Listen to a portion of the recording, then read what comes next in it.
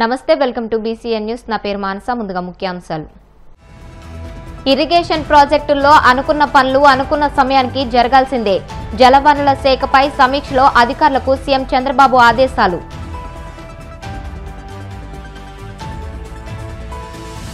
Custodial torture కేసులో గుంటూరు కోర్టుకు వాగ్మూలం ఇచ్చిన డిప్యూటీ స్పీకర్ రఘురామకృష్ణంరాజు తులసీబాబుపై ఏసీబీకి లేఖ రాస్తానని వెల్లడి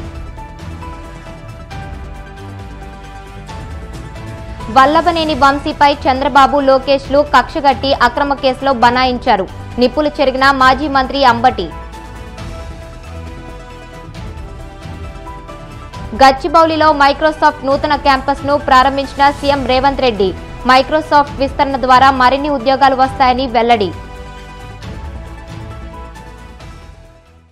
జలవనరుల శాఖపై సీఎం చంద్రబాబు సమీక్షా సమావేశం నిర్వహించారు రాష్ట్రంలోని పలు ప్రాజెక్టుల పనితీరుపై ఆరా తీశారు పోలవరం ప్రాజెక్టుపై చర్చించారు నిర్దేశించుకున్న లక్ష్యాల మేర పనులు జరగకపోతే ఇటు అధికారులు అటు కాంట్రాక్టర్లు బాధ్యత వహించాల్సి ఉంటుందన్నారు అనుమతులు ఉండి నిధుల సమస్య లేని ప్రాజెక్టుల్లో జాప్యాన్ని సహించేది లేదని ఆయన స్పష్టం చేశారు ప్రస్తుతం నిర్మాణంలో ఉన్న వివిధ సాగునీటి ప్రాజెక్టుల పనులు కొత్తగా చేపట్టే ప్రాజెక్టులపై ఆరా తీశారు ముందుగా పోలవరం పనులపై అధికారులు ప్రెజెంటేషన్ ఇచ్చారు మొత్తం 1379 మీటర్ల డయాఫ్రమ్ వాల్ నిర్మాణం జరగాల్సి ఉందని గత నెల ప్రారంభమైన డయాఫ్రమ్ వాల్ పనుల్లో ఇప్పటి వరకు 51 మీటర్లు పూర్తి అయిందని ఇంకా 1328 మీటర్లు పూర్తి చేయాలని అధికారులు వివరించారు AP assembly deputy speaker Raghurama Krishnam Raju Guntur కోర్టుకు హాజరై కస్టోడియల్ టార్చర్ కేసులో వాగ్మూలం ఇచ్చారు అనంతరం ఆయన మీడియాతో మాట్లాడారు ఈ కేసులో నిందితుడిగా ఉన్న కామేపల్లి తులసీబాబును గత ప్రభుత్వం సిఐడి లీగల్ అసిస్టెంట్ గా నియమించి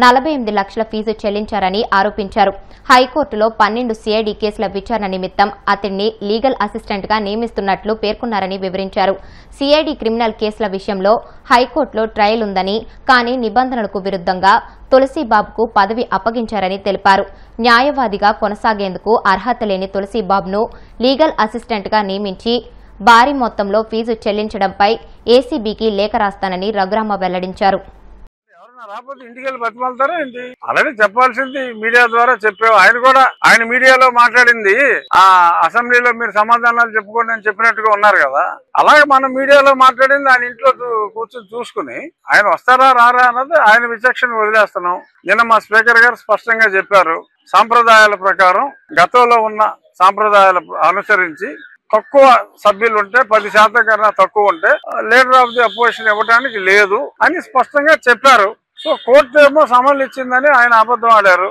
అది తప్పు కోర్టు ఎటువంటి సమన్లు స్పీకర్ గారికి ఇవ్వలేదు మాజీ ఎమ్మెల్యే వల్లభనేని వంశీని అక్రమంగా అరెస్ట్ చేశారని ఈ విషయంపై ఫిర్యాదు చేసేందుకు డీజీపీ అపాయింట్మెంట్ కోరగా ఆయన తమని రమ్మని చెప్పి కలవకుండా అవమానపరిచారని మాజీ మంత్రి అంబటి రాంబాబు పేర్కొన్నారు వంశీ అరెస్టుపై డీజీపీని కలిసి రిప్రజెంటేషన్ ఇవ్వడానికి వచ్చిన వైసీపీ నేతలు అక్కడ జరిగిన పరిమాణాలను మీడియాకు వివరించారు ఈ సందర్భంగా అంబటి రాంబాబు మాట్లాడుతూ వంశీని ఎందుకు అరెస్ట్ చేశారో అర్థం కావడం లేదన్నారు వంశీ టీడీపీ నుంచి వైసీపీలోకి రావడం వల్ల చంద్రబాబు లోకేష్లు కక్షగట్టి అక్రమ కేసులో అరెస్ట్ చేశారని ధ్వజమెత్తారు డీజీపీ గారిని కలవడం కోసం వారిని మేము అపాయింట్మెంట్ అడిగాం ఫోన్లో పిఎస్ఓ పిఎన్ఓ గోవిందరావు గారు 4:35 వస్తే మీతో కలుస్తారని తరువాత వారు సెక్రటేరియట్కి వెళ్ళిపోతారని చెప్పారు హుటాహుటిని బయలుదేరి 4:30 కల్లా కూడా మేము అక్కడికి చేరుకున్నాం మేము ప్రధానంగా వారిని రిప్రజెంట్ చేయాలనుకుంటున్నటువంటి అంశాలు మాజీ శాసనసభ్యుడు మొన్న గన్నవరంలో వైఎస్ఆర్సీపీ అభ్యర్థిగా పోటీ చేసి ఓటమి పాలైనటువంటి వల్లభనేని వంశీని తెల్లారుజామున హైదరాబాద్లో వారిని అరెస్ట్ చేసినట్టుగా మీడియా ద్వారా మాకు సమాచారం అందింది వారు అసలు ఎందుకు అరెస్ట్ చేశారో మాకు అర్థం కాలేదు కారణం ఏంటంటే ఆయన ఒక కేసులోనూ 2 కేసుల్లోనూ ముద్దాయిగా ఉన్నారు ముఖ్యంగా గన్నవరం తెలుగుదేశం పార్టీ ఆఫీసు మీద దాడి జరిగిన కేసులో వారు ముద్దాయిగా ఉండటం దాని మీద ఆయన కోర్టుకు వెళ్ళడం ఆయనకి యాంటిసిపేటరీ బెయిల్ ప్రొటెక్షన్ ఇవ్వటం కూడా జరిగింది కాబట్టి ఆయన అరెస్ట్ చేసినటువంటి అవకాశం లేదనే అభిప్రాయం కానీ ఉదయాన్నే అరెస్ట్ చేశారనే వార్త తెలియగానే ఎందుకు అరెస్ట్ చేశారో అర్థం కాక ఆశ్చర్యపోయాం దిగ్భ్రాంతి చెందాం దీనికన్నా ముందు 2 రోజుల క్రితం ఒక సంఘటన జరిగింది ఈ వల్లభనేని వంశీ గారి మీద వైసీపీ కార్యకర్తల మీద తెలుగుదేశం పార్టీ ఆఫీస్ మీద దాడి జరిగిందని ఏదైతే 2022లో కంప్లైంట్ ఇచ్చారో ఆ కంప్లైంట్ ఇచ్చినటువంటి వ్యక్తి సత్యవర్ధన్ మొన్న హఠాత్తుగా కోర్టు వారి దగ్గరికి వెళ్లి పబ్లిక్ కోర్టులో మ్యాజిస్ట్రేట్ ముందు ఆయన ప్రాసిక్యూషన్ చెప్పేదంతా అబద్ధమని, తానిచ్చిన కంప్లైంట్ అది కంప్లైంట్ రూపంలో ఇవ్వలేదని, కేవలం ఏదో సాక్షి సంతకం పెట్టమంటే నేను వెళ్ళాని, వెళితే వారేదో రాసుకుని సంతకం పెట్టారనే విషయాన్ని గౌరవ న్యాయస్థానం ముందు చెప్పారు. ఇక్కడ బయట చెప్పింది కాదు. చెప్పిన తర్వాత ఒక్కసారిగా తెలుగుదేశం పార్టీ ఆశ్చర్యపోయింది. అరే, మనం చేసినటువంటి తప్పు, మనం దొంగ కేసు పెట్టించామనే విషయం తెలుసుకున్నారు. ఆ సత్యవర్ధన్ అనే వ్యక్తి ఎస్సీ కులానికి చెందటం వలన పైన రాసుకున్నారు సంతకం పెడితే నన్ను కులం పేరు కూడా తిట్టారని, ఎస్సీ ఎస్టీ అట్రాసిటీస్ యాక్ట్ కూడా పెట్టి బెయిల్ రాకుండా ఉండేందుకు కట్టుదిట్టంగా వాళ్ళు చేశారు అనేది తెలుసుకుని ఆశ్చర్యపోయి ఇదంతా ఫాల్స్ కేసు అని ప్రపంచానికి తెలిసింది. దానిలో తెలుగుదేశం వారు, లోకేష్ గారు, చంద్రబాబు నాయుడు గారు వీళ్ళందరూ కుట్ర చేసి ఈ సత్యవర్ధన్ తమ్ముడు అన్నో అరుణ్ అనే ఆయన్ని వాళ్ళు పట్టుకుని తమ్ముడి చేత బెదిరించి కిడ్నాప్ చేసి వంశీ వీళ్ళందరూ కూడా ఈ తప్పుడు స్టేట్మెంట్ మ్యాజిస్ట్రేట్ దగ్గర ఇప్పించారని ఒక కట్టు కథను అల్లి అది కేసు పెట్టి తెల్లారి అరెస్ట్ చేశారంటే ఇది విచిత్రమైన విషయం. ఇంతకన్నా దారుణమైన విషయం మరొకటి ఉండదని కూడా ఈ సందర్భంగా మనవి చేస్తున్నాను. వంశీ తెలుగుదేశంలో గెలిచాడు, తరువాత వైఎస్ఆర్సీపీలోకి వచ్చి పోటీ చేశాడు. అందువల్ల వంశీ మీద చంద్రబాబు నాయుడు గారు అదేవిధంగా లోకేష్ గారు కక్ష కట్టారు. మా పార్టీలో గెలిచాడు, మా పార్టీలో గెలిచి వైసీపీలోకి వెళ్ళి పోటీ చేశాడు, మమ్మల్ని అనేక సందర్భాల్లో విమర్శించాడు. మా పార్టీలో ఉండి మా సామాజిక వర్గానికి చెందినటువంటి వ్యక్తి మమ్మల్ని దూషించడం ఏమిటి, మమ్మల్ని రాజకీయ విమర్శ చేయటం అనేది ఏమిటి అని కక్షగట్టి అనేక పర్యాయాలు వారి ప్రభుత్వం అధికారంలోకి వచ్చిన తర్వాత దాడులు చేయడానికి ప్రయత్నం చేశారు. కొన్ని సందర్భాల్లో వంశీని ఎలిమినేట్ చేయాలని కూడా ప్రయత్నం చేసినటువంటి విషయాలు నేను మీకు ప్రత్యేకంగా చెప్పవలసిన అవసరం లేదు. ఎన్నోసార్లు అరెస్ట్ చేయాలని ప్రయత్నం చేసినా న్యాయస్థానానికి వెళ్ళి వంశీ ప్రొటెక్షన్ తెచ్చుకోవడంతో ఇవాళ సడన్ గా కేసు రిజిస్టర్ చేసి ఆ కేసుని ఇంకా ఆన్లైన్లో అప్లోడ్ కూడా చేయకోకుండా అరెస్ట్ చేసి తీసుకొచ్చి ఇవాళ కోర్టులో ప్రొడ్యూస్ చేయాలని అనుకున్నారు. రాత్రి లోపల కోర్టులో ప్రొడ్యూస్ చేస్తారు. చట్టం తన పని తాను చేసుకెళ్తుంది. ఇది అన్యాయం. పోలీసు వారు తెలుగుదేశం పార్టీ వారితో కుమ్మక్కై వంశీని అరెస్ట్ చేశారనే విషయాన్ని డీజీపీ గారికి చెప్పే ప్రయత్నం చేస్తున్నాం. అని పొద్దున్న నుంచి ఎవరిని కలవనీలా. వారి సతీమణి వెళ్తుంటే ఆమెను అడ్డగించారు. అడ్వకేట్స్ వెళ్ళి కలవాలని ప్రయత్నం చేశారు. ఎక్యూజ్డ్ అనే వ్యక్తి, ఎక్యూజ్డ్ అంటే ఏంటి, నేరారోపణ చేయబడినవాడు. నేరారోపణ చేయబడినవాడే తప్ప నేరస్తుడు కాదు ఎవరైనా సరే, ఇంక్లూడింగ్ చంద్రబాబు కూడా, ఎవరైనా జగన్మోహన్ రెడ్డి గారని ఏదైనా. అయితే అలాంటి వ్యక్తిని కలుసుకోవడానికి కూడా మీరు పోలీసులు ఎలవ్ చేయట్లేదంటే ఇది దుర్మార్గం, రాక్షస పాలన. దీన్ని మీరు దృష్టిలో పెట్టుకోవాలని డీజీపీ గారికి మేము ఇవ్వాలని ప్రయత్నం చేశాం. అయితే ఇంత దారుణంగా జరుగుతున్న అంశాన్ని మీ ద్వారా ప్రజల దృష్టికి తీసుకొస్తున్నాం. డీజీపీ గారి దృష్టికి కూడా మా కర్మ ఏంటంటే కలవలేదు కాబట్టి మీ ద్వారా ఆయన కూడా డీజీపీ గారిని కూడా చూడమని కూడా మేము కోరుతున్నాం. ఈ రికమెండేషన్ కూడా ఎవరు తీసుకోలేదు. ఈ రికమెండేషన్ కూడా వారు చూడాలని ఈ సందర్భంగా నేను కోరుతున్నాను. అవసరమైతే ఆయన మళ్ళీ కోరితే డీజీపీ గారు కోరితే చదివి కూడా వినిపిస్తాం. ఎందుకంటే ఆయనతో కలుసుకునే అవకాశం మాకు కల్పించలేదు. రాష్ట్ర డీజీపీ గారు శాంతి భద్రతలు కాపాడవలసిన హెడ్ ఆఫీస్కి అపాయింట్మెంట్ ఇస్తే వచ్చాము, అయినా ఆయన కలవలేదు. ఏంటో మాకు అర్థం కాలేదు. చట్టబద్ధంగా ఉన్నటువంటి వ్యక్తి కాబట్టి డీజీపీ గారు గౌరవనీయులు, ఐపీఎస్ ఆఫీసర్, మిమ్మల్ని కలవకపోయినా మా రికమెండేషన్ ఆయన తీసుకోకపోయినా ఆయన యాక్షన్ తీసుకుంటారు. ఈ ప్రెస్ చూస్తారు, ఈ మీడియా సమావేశం చూస్తారని నేను అనుకుంటున్నా. చూడకపోతే మా కర్మ, అది మేమేం చేయలేము. చంద్రబాబు పరిపాలన దుర్మార్గంగా ఉంటే పర్లా, లోకేష్ పరిపాలన దుర్మార్గంగా ఉంటే పర్లా, లేదా హోంమంత్రి అనిత గారి పరిపాలన దుర్మార్గంగా ఉంటే పర్లా, హరీష్ కుమార్ గుప్తా గారి పరిపాలన కూడా ఇంత దుర్మార్గంగా ఉంటే ఎలాగంటున్నా. మీరు ఈ రిప్రజెంటేషన్ తీసుకుని చిత్తుబుట్లో బారేస్తారో, మీరు పెట్టుకుని చదువుకుని ధర్మాలు ఆలోచిస్తారో వేరే అంశం. కనీసం తీసుకోవడానికి కూడా అంత బద్ధకం అయితే ఎలాగూ. బిజీగా ఉంటే మీ దగ్గర ఉన్న ఆఫీసర్ని అపాయింట్ చేయడానికి ఏంటి ఇబ్బంది? ఎందుకు మమ్మల్ని మీరు అవమానిస్తున్నారు? ప్రజాస్వామ్యంలో ఇది ధర్మమా, న్యాయమా? కాబట్టి ఇలాంటి దుర్మార్గమైనటువంటి పరిపాలన పోలీస్ యంత్రాంగం చేయటం చాలా బాధాకరం. డీజీపీ ఇప్పటికైనా ఈ రికమెండేషన్లు మీరు ఎవరైనా పంపించి తీసుకోండి, లేకపోతే మళ్ళా వచ్చి ఇవ్వమంటే మళ్ళా ఇస్తాం.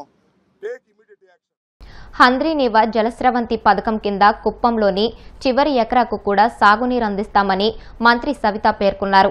శ్రీ సత్యసాయి జిల్లా పెనుకొండ మండలం గొల్లపల్లి రిజర్వాయర్ వద్ద మంత్రి మీడియాతో మాట్లాడుతూ 2014లో రాష్ట్ర విభజన అనంతరం విభజిత ఆంధ్రప్రదేశ్ తీవ్ర ఆర్థిక సంక్షోభంలో కూరుకుపోయిందన్నారు.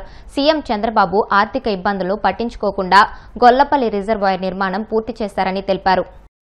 ప్రజలకు జవాబుదారీగా ప్రజలు మమ్మల్ని ఏమైతే ఆశించారో ఏదైతే ఈ రాష్ట్రం అభివృద్ధి బాటలో జరుగుతుంది, ముఖ్యమంత్రి చంద్రబాబు నాయుడు గారు అవుతారని నమ్మకంతో ఓటేశారు. ఆ నమ్మకాన్ని మేము నిలబెట్టుకుంటున్నాం. ఒక పక్క పోలవరం పనులు మొదలైనాయి, ఒక పక్క రాజధాని పనులు, అమరావతి పనులు మొదలైనాయి. ఏ ఊర్లో చూసినా పల్లె పండగ, పల్లె పొలం పిలిచింది. దీపం 2 రాష్ట్రం భారతదేశంలో ఎక్కడా లేని విధంగా పెన్షన్ 4,000 రూపాయలు 1వ తారీఖు ఆదివారం వస్తే ముందు రోజు ఇస్తున్న ఘనత మాన్యశ్రీ ముఖ్యమంత్రి చంద్రబాబు నాయుడు గారు, ఎన్డీఏ ప్రభుత్వం అని కూడా మీకు తెలియజేస్తున్నాం. మరి జగన్ భూ చట్టాన్ని రద్దు చేస్తాం, ఉచిత ఇసుక ఇచ్చాం, అనేక సంక్షేమ పథకాలు ఇస్తున్నాం, దీపం 2 కింద సిలిండర్లు ఇస్తున్నాం, దగ్గరలో తల్లి వందనం ఇస్తున్నాం, అదే విధంగా రైతు భరోసా ఇస్తున్నాం, ఉచిత బస్సు కూడా ఇస్తున్నాం. సంక్షేమ పథకాల్లో మేము ఏదైతే మేనిఫెస్టోలో చెప్పని కార్యక్రమాలు కూడా చేస్తున్నాం. ప్రజలందరూ నమ్ముతున్నారు. అనేక పరిశ్రమలు చేస్తున్నాం. మెగా డిఎస్సి తొలి సంతకం అన్నా మెగా డిఎస్సి తొలి సంతకం, దగ్గరలోనే నోటిఫికేషన్ కూడా పిలవబోతున్నాం. లక్షలాది మందికి ఉపాధి కల్పిస్తున్నాం. మరి ఇది అభివృద్ధి. ప్రజలు సంపూర్ణంగా ఉన్నారు. జగన్మోహన్ రెడ్డి దగ్గర ఉండే 11 మంది కూడా ఎక్కడ జారిపోతారో, ఒక్కొక్కరు జారిపోతున్నారు. ఆ 11 మంది జారిపోతారని చెప్పి 2, 3, 4, 0 ఇవన్నీ డ్రామాలు అనే విషయం తెలుసు. వాళ్ళకి డ్రామాలు ఆడటమే. ఇప్పుడు 5 ఏళ్ళు అధికారంలో ఉన్నప్పుడు బాబాయిని గొడ్డలతో నరికి చంపారు కదా, వాళ్ళు ఏం చేశారు? కోడికత్తి పార్టీ ఏం చేసింది? ఇవన్నీ అందరికీ తెలుసు. మోదీ 4వ డ్రామానో 5వ డ్రామానో ప్రజలందరికీ తెలుసండి ఈ విషయం. కూటమి ప్రభుత్వం రైతు సంక్షేమ ప్రభుత్వమని ఎమ్మెల్యే పరిటాల సునీత పేర్కొన్నారు. అనంతపురం జిల్లా రాప్తాడులో ప్రభుత్వం రైతులకు సబ్సిడీ కింద మంజూరు చేసిన బిందు సేద్య పరికరాలను ఆమె పంపిణీ చేశారు. ఈ సందర్భంగా ఆమె మాట్లాడుతూ, గత వైసీపీ పాలనలో రైతులకు సబ్సిడీ పనిముట్లు రద్దు చేస్తే కూటమి అధికారంలోకి వచ్చిన తర్వాత సబ్సిడీ మంజూరు చేసి రైతులకు అండగా నిలిచిందని